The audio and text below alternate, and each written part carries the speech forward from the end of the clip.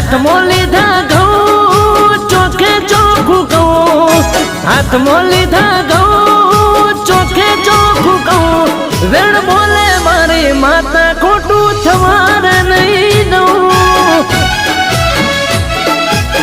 હે વેણ બોલે મારી માતા ખોટું થવારે નહીં દઉં.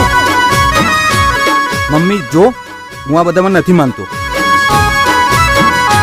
પ્લીઝ મને આ બધામાં ના નાખીશ.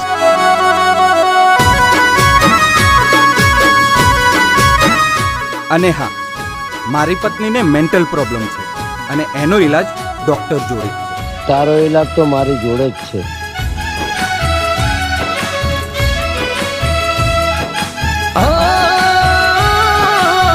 બાળમાં નથી લીધું ઘી